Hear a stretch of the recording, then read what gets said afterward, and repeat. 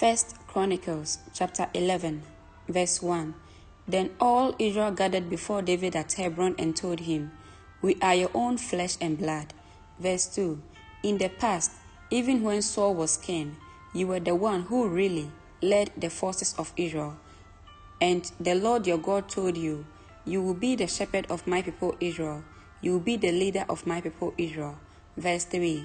So there at Hebron, David made a covenant before the Lord with all the elders of Israel, and they anointed him king of Israel, just as the Lord had promised through Samuel. Verse 4. Then David and all Israel went to Jerusalem, or Jebus, as it used to be called, where the Jebusites, the original inhabitants of the land, were living. Verse 5. The people of Jebus taunted David, saying, "You will never get in here." But David captured the fortress of Zion, which is now called the city of David. Verse 6. David had said to his troops, "Whoever is first to attack the Jebusites will become the commander of my armies." And Joab, the son of David's sister Zeruiah, was the first to attack, so he became the commander of David's armies. Verse 7. David made the fortress his home, and that is why it is called the city of David. Verse 8. He extended the city from the supporting terraces to the surrounding area, while Joab rebuilt the rest of Jerusalem. Verse 9.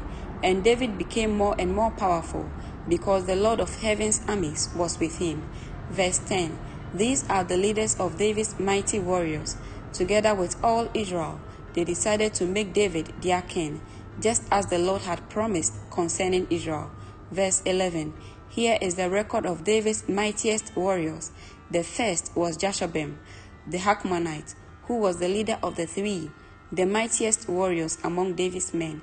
He once used his spear to kill 300 enemy warriors in a single battle. Verse 12. Next in rank among the three was Eleazar, son of Dodai, a descendant of Ahoah. Verse 13.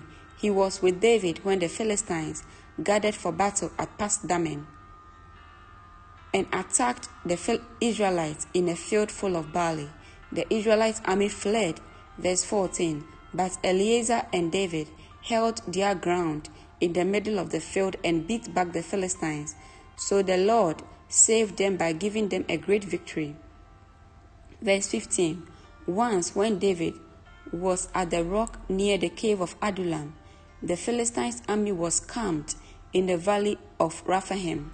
The three who were among the 30, an elite group among David's fighting men, went down to meet him there. Verse 16. David was staying in the stronghold at the time, and a Philistine detachment had occupied the town of Bethlehem. Verse 17.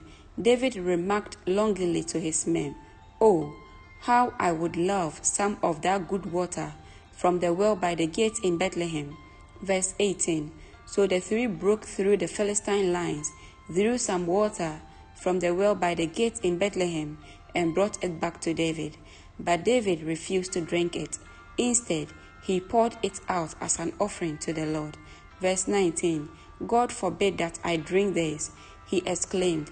"This water is as precious as the blood of these men who risked their lives to bring it to me."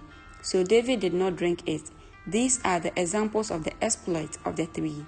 Verse 20. Abishai, the brother of Joab, was the leader of the 30. He once used his spear to kill 300 enemy warriors in a single battle. It was by such feats that he became as famous as the three. Verse 21. Abishai was the most famous of the 30 and was their commander, though he was not one of the three. Verse 22. There was also Benaiah son of Jehoiada, a valiant warrior from Kabzeel. He did many heroic deeds, which included killing 2 champions of Moab. Another time, on a snowy day, he chased a lion down into a pit and killed it. Verse 23. Once, armed only with a club, he killed an Egyptian warrior who was 71 by 2 feet tall and who was armed with a spear as thick as a weaver's beam. Benaiah wrenched the spear from the Egyptian's hand and killed him with it. Verse 24.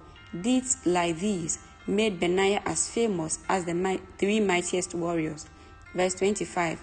He was more honored than the other members of the 30, though he was not one of the three, and David made him captain of his bodyguard.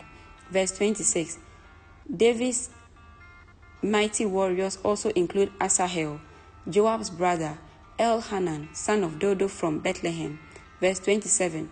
Shammah from Harod, Heles from Pelon. Verse 28. Ira, son of Achish from Tekoa, Ebiezer from Anathoth. Verse 29. Sibekai from Hushah, Zalmon from Ahoah. Verse 30. Mahariel from Nathophah, Heles, son of Bana from Nathophah. Verse 31. Ithai, son of Ribai from Gibeah, in the land of Benjamin. Benaiah from Pirathon. Verse 32. Hurai, near Nahel-Gash. Abi-Abon from Arabah. Verse 33. Azamoveth from Buharim. Eliabah from Shalbom. Verse 34. The sons of Jashen from Gihon. Jonathan, son of Shagi from Harel. Verse 35. Ahiem, son of Sharel from Harel.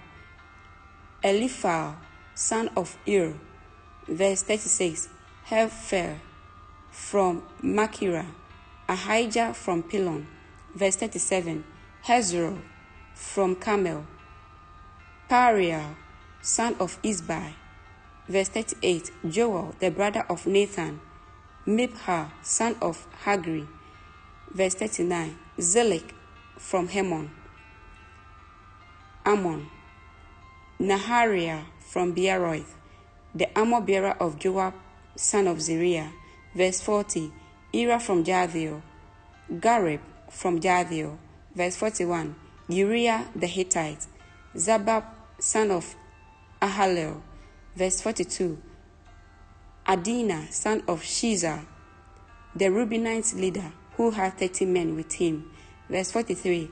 Hanan, son of Maacah. Joshaphat from Mithna.